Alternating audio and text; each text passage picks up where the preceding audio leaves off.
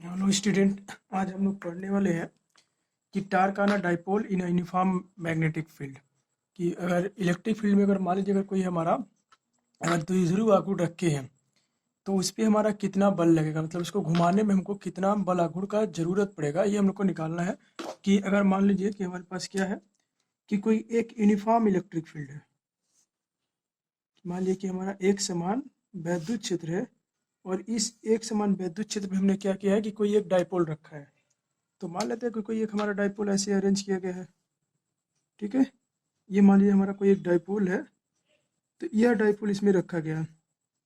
इस डाइपोल की मान लेते हैं कि जो लेंथ है वह लेंथ हम मान लेते हैं, जो लंबाई इसकी है 2l मान लिया। ठीक है, जो डाइपोल है इस डाइपोल की हमने लंबाई 2l मान लिया है। और मान लेते हैं कि ये जो हमारा पॉइंट है यहाँ पे ए है और ये मान लीजिए जो बिंदु है ये बी है। तो एक डाइपोल है और इस बी पे हमने मान लिया कि प्लस क्यू चार्ज रखा है, मतलब प्लस क्यू आवेश रखा है। ठीक है, और माइनस ए जो ए बिंदु है उस पर माइनस क्यू चार्ज रखे हैं। तो अब देखिए कि जब हम लोग इसको डाइपोल, जब इस डाइपोल को हम लोग इलेक्ट्रिक फील्ड में रखते हैं, मतलब एक समान वैद्युत क्षेत्र में रखते हैं, तो यह वैद्युत क्षेत्र तो किसी चार्ज की वजह से है। तो अब क्या होगा कि इस चार्ज की वजह से क्या होता है कि इसमें एक टार्क आता है, मतलब एक आघूर्ण आता है, एक कपल आते रहते हैं। तो ये क्या होगा कि ये इस वाले को इधर घुमाएगा। ठीक है, और ये वाला जो चार्ज होगा ये इधर घूमेगा। मतलब क्या होगा कि इस पे कोई एक बल लगेगा। तो जो भी बल लगेगा, तो अब देखते हैं कि इस पे टोटल बल कितना लग रहा है। तो आप लोगों ने पिछले हम लोगों ने लेक्चर्स में पढ़ा है कि जो फोर्स होता है F इक्वल टू वो हमारा क्या होता है, तो Q इंटू ई। मतलब अगर किसी चार्ज पे जो बल लगता है वो कितना लगता है, तो F equal to Q into E लगता है। तो अब इस अमाउंट के साथ क्या होगा कि जो पॉइंट जो प्लस क्यू चार्ज है इस पे एक बल का अनुभव करेगा, यहाँ पे क्या होगा एक बल एक्सपीरियंस करेगा। और वो कितना होगा, तो F इक्वल टू हम मान लेते हैं क्यू इंटू ई। ठीक है, वैसे ही इस वाले डाइपोल पे मतलब माइनस क्यू जो चार्ज होगा वो भी एक बल का अनुभव करेगा। वो मान लीजिए कि इस डायरेक्शन में लग रहा है, क्योंकि इसके अपोजिट डायरेक्शन होगा। मैग्नीट्यूड में तो दोनों बराबर है, मतलब ये जो इनका जो परिमाण होगा परिणाम में तो बराबर है, लेकिन जो इनका दिशा है वो दिशा क्या होगा, एक दूसरे के विपरीत होगा। तो मान लेते हैं कि ये बल लग रहा है।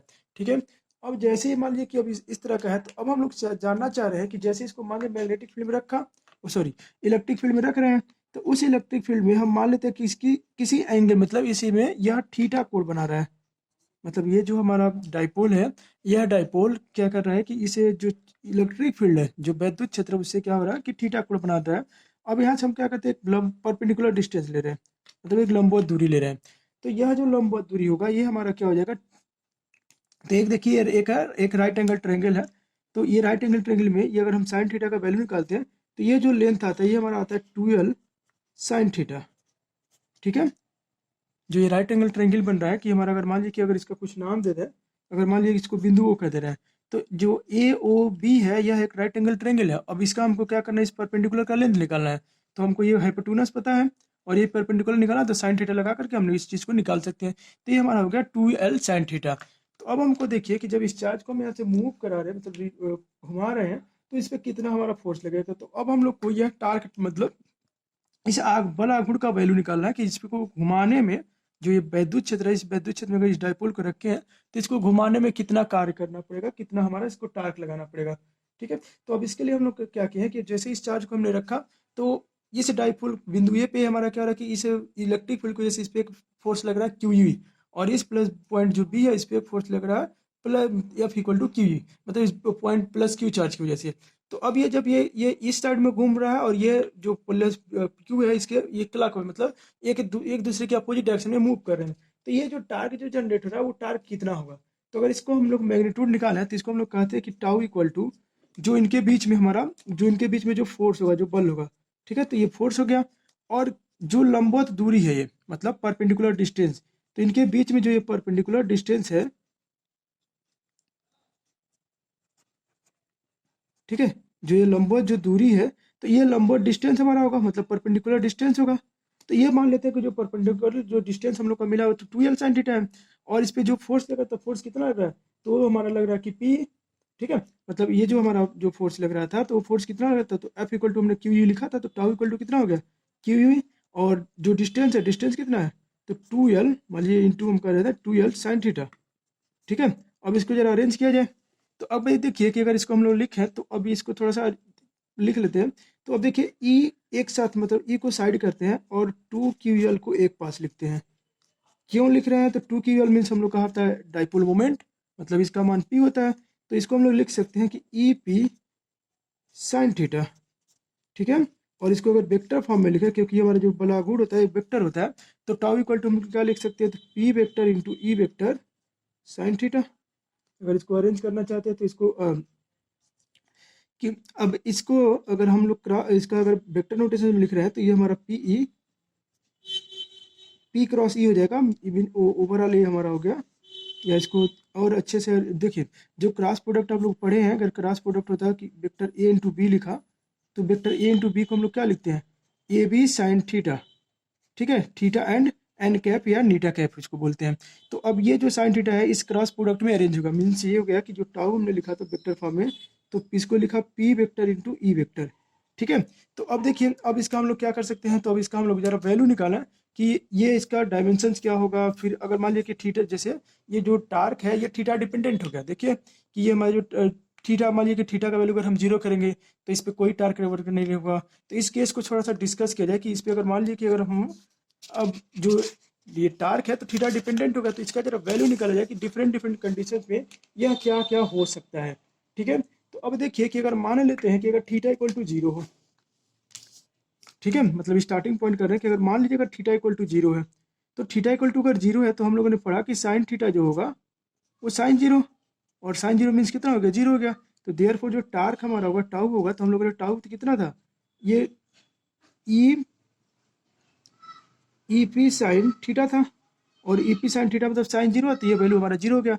अगर मान लीजिए थीटा इक्वल टू क्या कहते हैं? 90 डिग्री कहते हैं, तो इस केस में हमको जो टार्क मिलेगा, जो आपको मिलेगा आपका मैक्सिमम मिलेगा, क्योंकि जो साइन 90 होता है कितना होता है? मैक्सिमम 1 होता है।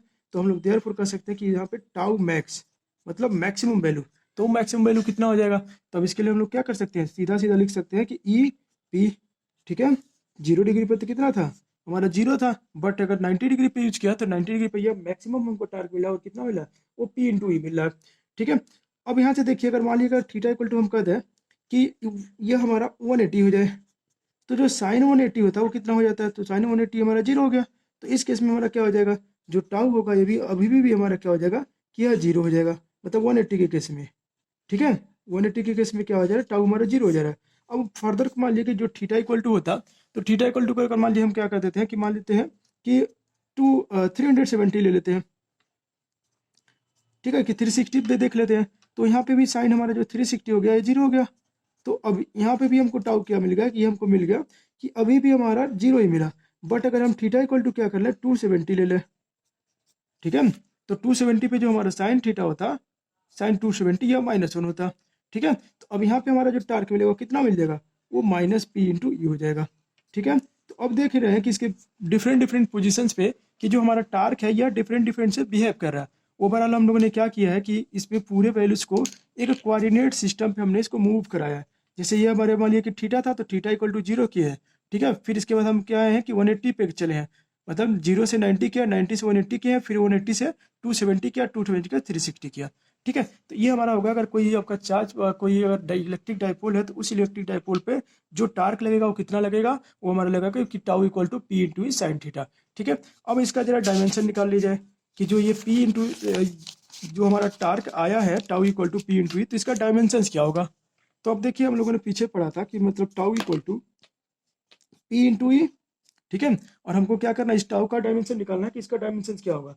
तो अब देखिए कि इसका जो ये जो डाइपोल है, तो डाइपोल मोमेंट है पी, तो पी इक्वल टू 2 QL होता। तो 2 QL मतलब होगा कि हमारा, अब देखिए इलेक्ट्रिक फील्ड है, अगर इसको लिखें तो आपने पीछे पढ़ रखा है कि पी इक्वल टू क्या होता है? 2 QL होता है।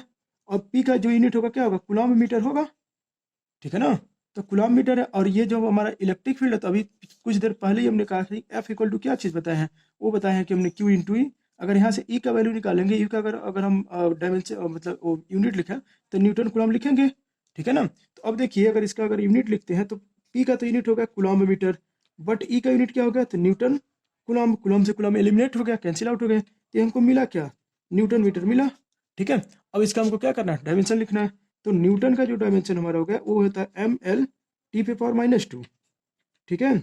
और इसका जो डायमेंशन हो जाएगा वो मीटर के लिए हम लोग एल यूज करते हैं, तो ओवरऑल क्या हो गया? ये हमारा हो गया mL/2 T⁻², ठीक है। ये इसका हो गया डायमेंशन। तो आज हम लोग इतने पे रहने देते हैं। अगर किसी का कोई क्वेरी होगा तो कमेंट सेक्शन में बताइएगा और हमारे चैनल को लाइक सब्सक्राइब करिए। अब अगला हम लोग टॉपिक पढ़ेंगे गॉस लॉ का थ्योरम, मतलब गॉस लॉ के प्रॉपर्टीज पढ़ेंगे और उसके थ्योरम्स पढ़ेंगे।